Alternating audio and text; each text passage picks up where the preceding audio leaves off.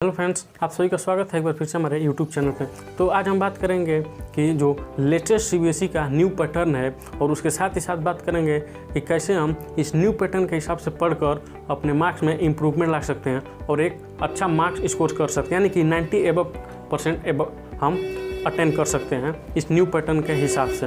तो hello friends, चलिए समझते हैं ये न्यू पैटर्न क्या है। यानी कि जो सीबीएसई का लेटेस्ट जो न्यू पैटर्न है 2021 और 2022 का, इसको मेनली दो पार्ट में डिवाइड किया गया है। यानी कि जो पहला जो पार्ट है, यानी कि जो उसका पेपर होगा वो नवंबर और दिसंबर के बीच में हो सकता है, और उसमें जो होगा आपका टोटल जो है वो 50% का सिलेबस रहेगा। यानी कि 50% में उसमें आपके केवल एमसीक्यू क्वेश्चन होंगे, यानी कि कोई भी उसमें लॉन्ग आंसर या शॉर्ट आंसर टाइप क्वेश्चन नहीं होंगे, यानी केवल उसमें आपके एमसीक्यू क्वेश्चन होंगे और वो आपके सिलेबस का केवल 50% का ही हिस्सा उसमें आएगा, और वो जो पेपर होगा वो आपका टोटल 90 मिनट का होगा। यानी कि इस तरह से आपका पहला पैटर्न है। और जो दूसरा पैटर्न है, दूसरे पैटर्न में भी आपका 50% का ही सिलेबस आएगा, और उसमें जो पेपर होगा आपका टोटल वो 2 आवर्स का होगा, यानी कि वो 2 घंटे का होगा, और उसमें होगा आपका long answer type question, short answer type, उसमें यानी कि आप टोटल समझ लें कि मिक्स क्वेश्चन जो है उसमें आप एग्ज़ाम में फेस कर सकते हैं।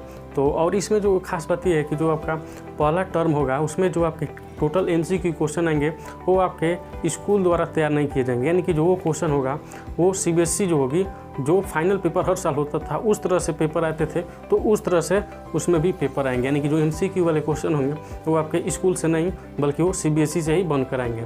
और इसमें एक और मन जो खास बात है वो ये है कि किसी कारण अगर आपका जो पेपर होता है जो मार्च और अप्रैल में होगा, जो टर्म 2 का, अगर वो पेंडेमिक बढ़ जाता है और उसके कारण नहीं हो पाता है, तो उसमें भी क्या होगा कि जो आपका ये टर्म 1 है जिसमें आपके 90 मिनट का जो क्वेश्चन होगा एमसीक्यू का, तो उसी तरह का एमसीक्यू भी उस टाइम भी लिया जाएगा। यानी कि ऑनलाइन और नहीं तो ऑफलाइन किसी भी तरह वहाँ पर आपके पेपर जो होंगे वो कराए जाएंगे।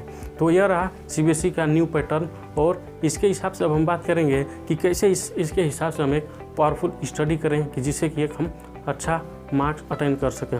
तो इसके लिए सबसे पहला पॉइंट नोट करने के लिए है कि वह हेलो फ्रेंड्स, जो इसमें पहला है वो है कि आप जो है टोटली एनसीईआरटी से पढ़ें। यानी कि जो आपका पहला टर्म है, यानी कि हम इसमें पहले टर्म की बात करेंगे क्योंकि पहला टर्म ही वो पास है, यानी कि वो 3-4 महीने में ही आपको वो अब फेस करना पड़ेगा। तो उसमें ये है कि टोटली जो है आप एनसीईआरटी के थ्रू ही पढ़ें, यानी कि टोटल जो है आप एनसीईआरटी से ही पढ़ें, यानी कि जो मैथ, साइंस, इंग्लिश जो भी आप पढ़ते हैं वो एनसीईआरटी से ही पढ़ें।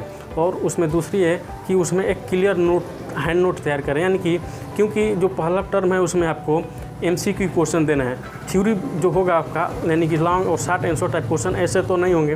तो उसमें आपको क्या करना है कि हर एक चैप्टर क्लियर से पढ़ना है, यानी कि एनसीईआरटी का एक एक लाइन, एक एक वर्ड अच्छे से पढ़ना है, और उस चैप्टर को पढ़ने के बाद आपको क्या करना है कि फर्स्ट उस चैप्टर से रिलेटेड 100 एमसीक्यू क्वेश्चन सॉल्व करना है, तब जाकर आप जो इस बार का पेपर है उसको अटेंड कर पाएंगे। क्योंकि आपको समझ में आ रहा होगा कि जो एमसीक्यू क्वेश्चन होगा वो इजी होगा, तो ऐसा नहीं है, क्योंकि जो सिलेबस है वो 2 पार्ट में डिवाइड कर दिया गया है, लेकिन वो इजी नहीं है। 2 पार्ट में डिवाइड तो कर दिया गया है, लेकिन उसमें डीपली क्वेश्चन बनाने के चांसेस हैं, इसलिए आपको लगता होगा इजी, लेकिन इजी नहीं होगा, वो डीपली क्वेश्चन बनाए जाएंगे। इसके वजह से आप हर एक चैप्टर पढ़ने के बाद उससे रिलेटेड 100 एमसीक्यू क्वेश्चन सॉल्व करेंगे। अगर ऐसे करते हैं तो आप पेपर में अच्छे तरह से मार्क इम्प्रूव कर सकते हैं। और जो दूसरा है कि जब आप एमसीक्यू सॉल्व कर रहे हैं, अगर उसमें आपके जिस टॉपिक से क्वेश्चन अगर आपसे फंस जा रहे हैं, यानी कि आप सॉल्व नहीं कर पा रहे हैं, तो उस टॉपिक को आप बैक हो एक बार फिर से पढ़ें, फिर उसके इस टॉपिक के क्वेश्चन सॉल्व करें।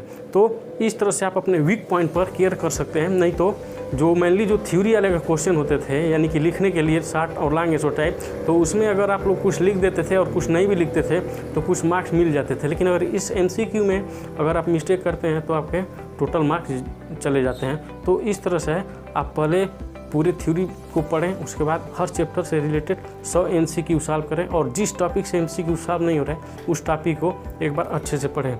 और अब जो आपका वीक पॉइंट है उस पर केयरफुली रखें, यानी कि वीक पॉइंट को ज़्यादा से ज़्यादा फोकस करें और एक क्लियर हैंड नोट बनाएं, यानी कि जो सारे एमसीक्यू हैं चैप्टर वाइज आप उसको नोट करते जाएं। तो इस तरह से यानी कि जो आपका पहला टर्म के लिए है इस तरह से आपको तैयारी करना है, यानी कि ज़्यादातर आपको लॉन्ग एसो टाइप लिखने की प्रैक्टिस और प्रैक्टिस कुछ नहीं करनी, यानी कि आपको ज़्यादातर थ्योरी को पढ़ना है और उसको समझना है, रटना नहीं है।